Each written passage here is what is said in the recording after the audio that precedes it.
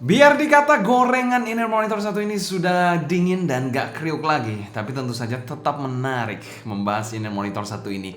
Karena dari brand besar yang sudah tidak diragukan lagi reputasinya. Biar gak panjang lebar, bumper dulu.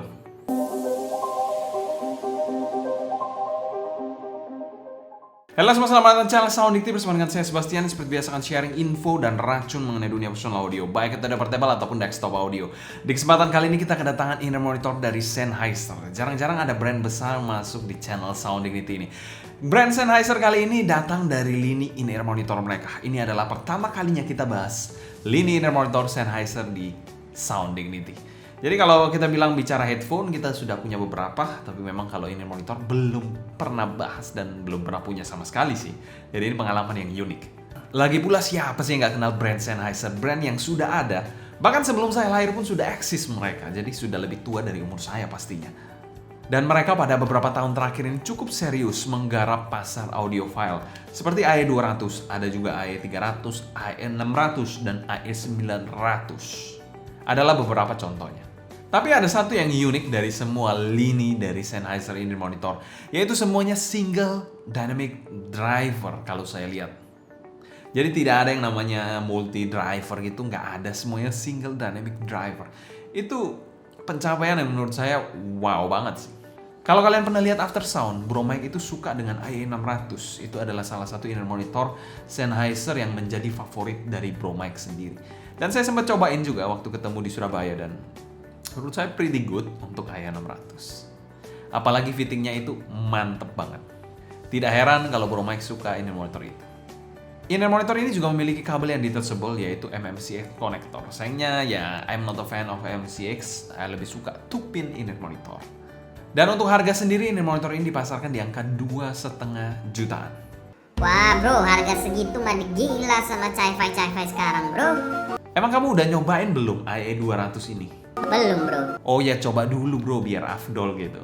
Dan kita mau thanks berat untuk IoT Sennheiser yang menjadi sponsor video review kali ini.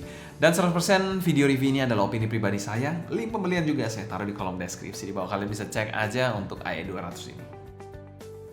Selain kita bahas packaging dari AE200 ini, packaging dari AE200 pernah kita bahas pada video terpisah. Kalian bisa cek aja di link di atas untuk merasakan sensasi unboxingnya. Dan kita bilang kelengkapan dari inner monitor satu ini ya standar aja, walaupun AirTipsnya nggak pelit karena dia juga belikan foam tips yang size-nya lengkap.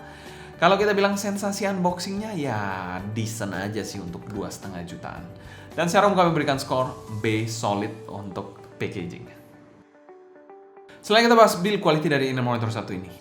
Oke, untuk build sendiri inner monitor ini menggunakan plastik hitam Dove. Kalau bicara soal plastik, ini tentu saja plastik yang high quality ya. Jadi bukan plastik limbah sendal swallow gitu ya. Ini plastiknya high quality, jadi berbeda dari jangan bandingkan dengan KZ ya. Dimana ini plastiknya juga beda intinya. Dimana housingnya sendiri berwarna hitam pekat, jadi tidak bisa terlihat bagian dalamnya, bukan translucent. Dan ada emboss AE200 di dekat pinnya ini. Untuk nozzle-nya sendiri berbahan sama seperti bahan housingnya, yaitu bahan plastik ya, kalian bisa lihat. Dan di sini juga ukurannya sekitar 4 mm ke atas dan sudah ada filter mesh-nya yang bentuknya cukup unik. Kalian bisa lihat sendiri bentuknya agak berbeda. Tidak terlalu panjang nozzle-nya, kalian bisa lihat di sini juga tidak terlalu panjang. Dan di sini ada semacam lubang di nozzle-nya ya. Jadi mungkin kalian bisa lihat atau tidak, jadi ada semacam lubang. Nggak kelihatan di sini. Nah itu nggak terlalu ketutupan di sini. Jadi intinya ada lubang di nozzle-nya lah, yang digunakan juga untuk mempengaruhi tuning dan suara dari bassnya. Kalau kita lihat ke bagian faceplate-nya ini memiliki desain yang simple banget dengan logo Sennheiser di sini, dan ada satu fan hole di dekat ujungnya dari faceplate-nya ini. Berwarna hitam polos dan seperti kakak-kakaknya desain dari inner monitor satu ini. Untuk kabelnya sendiri tentu saja sudah detachable dengan konektor MMCX dan bahan kabelnya ini adalah bahan Cooper. Di sini juga ada air hook yang sudah preform dan sedikit kaku menurut saya untuk air hooknya. Tapi itu memberikan stiffness yang baik pada saat digunakan. Jadi kayak ada memory foam gitulah. Dan untuk kabelnya kalian bisa lihat sendiri di sini. Di sini sangat tipis banget, setipis kesabaran saya untuk mereview packaging KZ ya. Jadi kalian bisa lihat di sini tipis banget untuk kabelnya di sini ya. Dan berwarna abu-abu ya abu-abu seperti ini sih, abu-abu coklat dikit, twisted kiri dan kanan. Kalau kita lihat lagi di sini yang mencenangkan juga. Oh, sebentar, kelewatan. Makanya sampai kelewatan karena tidak noticeable banget.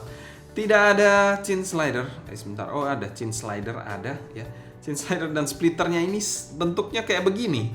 Jadi kalian bisa lihat di sini ya, kayak sedotan gitu ya. Sedotan yang dipanasin.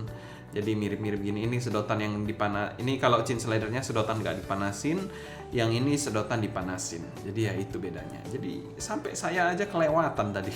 Sudah hilang chin slider sama splitter. Jadi konyol itu. Jadi ya itu roasting dari saya juga lah. Di bagian bawahnya ini 4 braid ya, yang tipis juga menurut saya walaupun 4 braid, tapi cukup rapi. Dengan jacknya ini L shape, 3,5 mm. Gold plated yang somehow juga kayak ya gimana ya, ini 2 jutaan ya, harusnya bisa lebih baik sih ya. Itu untuk build quality-nya. Untuk build quality dari Inner Monitor 1 ini kami berikan skor C+. Sayang sekali untuk housingnya memang masih ada plastik-plastik tapi masih tolerable lah. Yang tidak tolerable itu adalah kabelnya, yang sesuatu banget untuk kelas 2 jutaan ke atas.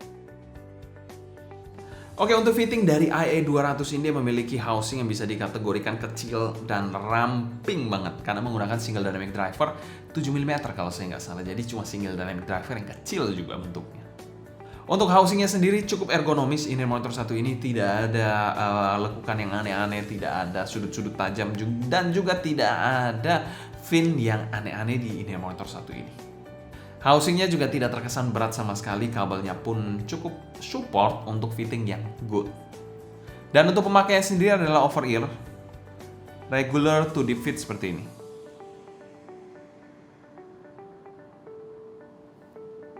Dan disclaimer, di sini kita menggunakan silicone air tips ya, tanpa ada modding sama sekali, silicone air tips dengan size M. Untuk kekedapan dan gripnya ini mantep banget, digoyang-goyang ini juga tidak terkesan loose ataupun longgar sama sekali. Tipe pemakaian yang menurut saya so far so good, nyaman banget, one of the best fitting inner monitor yang pernah saya coba di ranah 1 jutaan ke atas lah. Dan secara umum kami berikan skor S solid untuk fitting dari inner monitor 1 ini. One of the best fitting inner monitor yang pernah saya review. Jadi memang saya biasanya berikan ya paling mentok A. Ya S itu jarang banget untuk fitting, dan ini adalah salah satu inner monitor yang saya berikan dengan mudah S. Jadi fitting terbaik yang pernah saya coba di sebuah inner monitor. Fittingnya enak banget, flash di kuping tanpa bikin sakit sama sekali atau kerasa mengganggu. Selanjutnya kita bahas tonalitas dari inner monitor 1 ini. Tonalitas dari inner monitor 1 ini bisa dikategorikan neutral dan ada sedikit bumbu-bumbu warmisnya. Dan lebih main ke area bass dan juga air region-nya dikit. Dan inner monitor ini tidak berat juga untuk di-drive menggunakan smartphone kalian. Selain itu untuk preferensi saja, suara yang saya suka itu adalah neutral warm. Oke, selanjutnya kita bahas bass dari inner monitor 1 ini. Bass dari inner monitor 1 ini terasa sedikit netral dengan sentuhan warm dikit. Dimana decay-nya ini oke, cukup terasa dynamic driver-nya, dan sayang sekali impact-nya kurang di sini dengan punch yang tidak super dalam juga menurut saya. Rumble-nya oke, di sini terasa. Dan untuk speednya sendiri cukup oke lah dan cepat. Secara kuantitas kalau kita bilang terasa netral dengan sedikit sentuhan warm. Jadi nggak boring-boring amat sih bassnya. Bassnya ini adalah bass yang tek-tek. Jadi bukan yang boom-boom banget sih untuk bagian bassnya. Kalau kualitasnya sih menurut saya oke, aman. Tidak bleed ke bagian midnya, terkontrol dan cukup gesit untuk bagian bassnya. Untuk selera saya sih kurang nampol dikit bass dari inner monitor 1 ini. Untuk bagian midnya sendiri posisinya sedikit mundur tapi cukup netral dan smooth. Male vokalnya ini bodinya kurang tebal dikit dan dinamika yang biasa aja sih. Untuk artikulasinya cukup jelas dan emosi yang cukup terjaga di inner monitor 1 ini. Female-nya pas dan juga terkontrol serta lebih forward dikit dibandingkan male vokalnya. Dengan artikulasi yang clear tapi sedikit nasal di satu sisi. Jadi kayak clear, suaranya jelas, tapi kayak memang agak ketutupan gitu. Jadi agak nasal sedikit lah. Tapi dalam konteks yang smooth dan netral dan tidak banyak bumbu aneh-aneh. Untuk shouting-nya di inner monitor 1 ini masih aman juga di lagu Norah Jones. Selain itu presentasi instrumennya sedikit lebih di belakang dari vokalnya, jadi somehow terasa kayak mid-centric inner monitor 1 ini.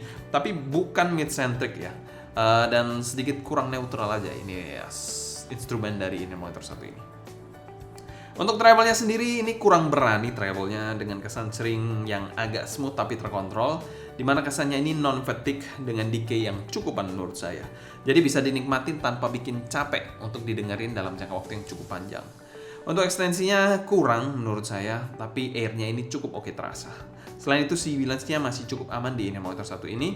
Dan kalau kita bilang secara keseluruhan, tonalitas dari IE200 ini kami berikan skor B+. Sebenarnya tonalnya ini saya suka, tapi memang ada kekurangan-kekurangannya yang harus ditoleransi di tonalnya. Selain kita bahas teknikalitas dari Inner Monitor 1 ini adalah presentasi Inner Monitor yang neutral dengan sedikit bumbu fun. Untuk bagian timbernya dari Inner Monitor 1 ini, timbernya somehow agak sedikit kurang neutral ya. Jadi itu mungkin faktor dari tuningannya. Tapi sekali lagi kita disclaimer juga, kita nggak mod apa-apa di Inner Monitor 1 ini. Jadi purely ya Inner Monitor 1 ini adalah stok dari open box. Untuk soundstage-nya sendiri, Inner Monitor 1 ini menyajikan soundstage yang menurut saya width-nya ini B aja. Lalu depth-nya ini kurang dan tingginya juga kurang spesial menurut saya dan simply ya. 2D presentation di lagu Greatest Showman dia tidak dapat menyajikan soundstage yang megah dari lagunya. Untuk detailnya dari Inner Monitor 1 ini ya so-so aja sih. Masih ada Inner Monitor yang lebih baik di angka 2 jutaan dengan detail yang juga lebih keluar detailnya. Untuk clarity-nya juga agak kurang Inner Monitor 1 ini ya, terutama di bagian mid section-nya. Untuk separasi imaging dan positioning, separasi ini cukup oke menurut saya, tapi sayang imagingnya ini kurang dan somehow agak terlalu bawah positioning dari suaranya. Jadi ya kayak agak aneh gitu, kayak kita dengar itu bukan sejajar dengan mata atau muka kalian, tapi agak turun dikit gini. Jadi ya Anda yang ya saya nggak tahu ya, mungkin itu ada yang biasa aja atau perasaan saya saja. Tapi ya itu yang bisa saya sampaikan di sini. Dengan positioning juga yang agak kurang menurut saya. Dan secara umum kami berikan skor C solid untuk teknikalitas Inner Monitor 1 ini. Menurut saya agak sedikit kurang bersaing aja untuk teknikalitasnya di kelas harganya. Tapi sekali lagi perlu kalian ingat, peruntukan Inner Monitor 1 ini salah satunya juga untuk monitoring. Setelah kita bahas pro dan cons dari Inner Monitor 1 ini. Cons dari Inner Monitor 1 ini yaitu teknisnya agak kurang aja menurut saya. Selain itu juga cons yang kedua yaitu bukan untuk kalian yang cari Inner Monitor yang fun banget ataupun treble head banget Inner Monitor 1 ini. Pro-nya dari Inner Monitor 1 ini, Inner Monitor 1 ini menyajikan fitting yang luar biasa good menurut saya. Pro yang kedua yaitu Inner Monitor ini bisa kalian gunakan juga untuk monitoring kebutuhan atau kerjaan kalian. Untuk value for money dari Inner Monitor 1 ini di angka 2,5 jutaan kami berikan skor B- dan masuk pada kategori fair value. Kalau untuk mendengarkan musik pure ya, itu masih agak tanda tanya menurut saya. Tapi kalau kalian monitoring dan dengerin musik dikit-dikit, menurut saya Inner Monitor 1 ini masuk banget.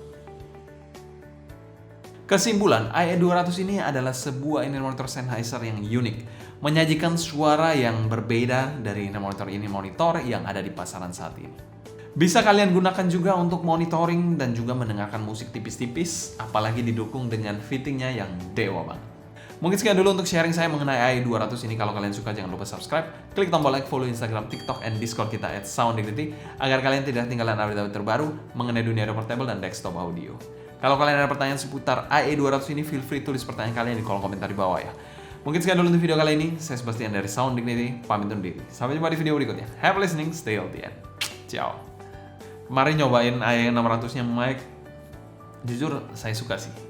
Tapi ya nunggu harga second yang agak hancur aja sih. Tapi biasanya nunggu-nunggu gini memang agak makan waktu. Tapi ya biasanya sabar bisa dapetin Inner Monitor yang murah, itu rasanya menyenangkan banget.